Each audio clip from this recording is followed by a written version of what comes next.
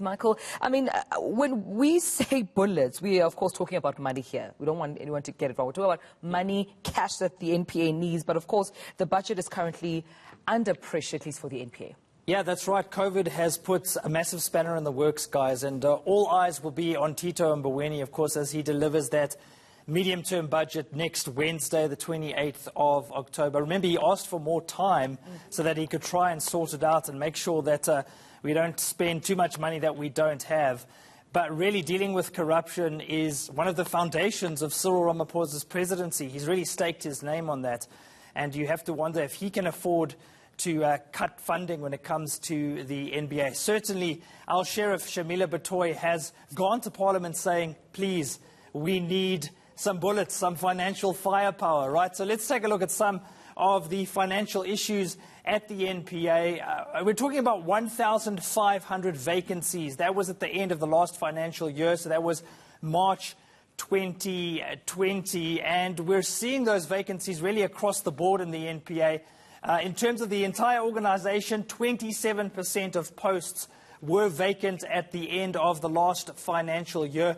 In terms of the national office itself, we're looking at a vacancy rate of 35%, so more than 3 out of 10 posts had to be filled at the end of the last financial year.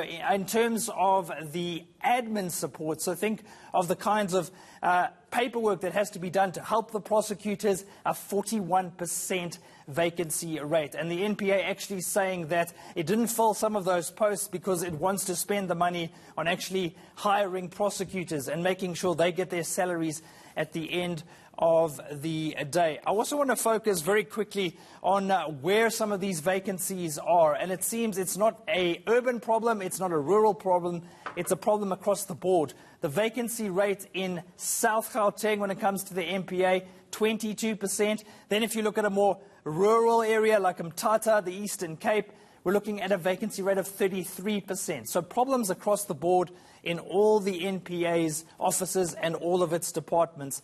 And Shamila Batohi, the Sheriff of South Africa, will want a few extra bullets, as you put it, Tumelo, in her caliber as she tries to fight corruption. You can't blame her. I want to go back to that point you touched briefly upon. Yeah. The president, crime fighter, extraordinaire. Yeah.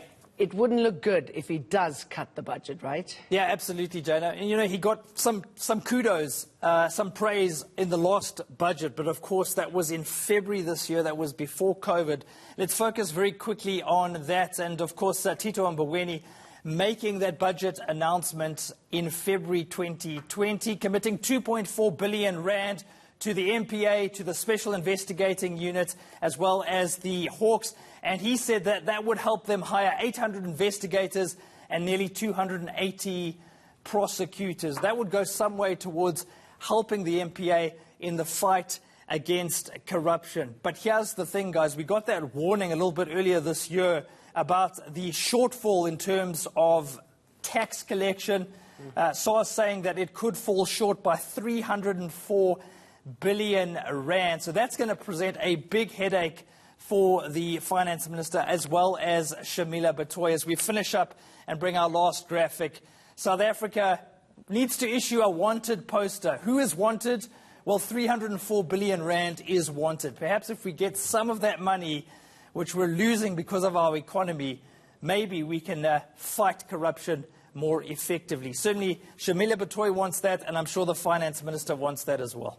Oh, I think, well, Michael, start paying our taxes, couldn't we? Yeah. Not us. Others. Those who don't. Thank you very much for that, Michael. Cheers.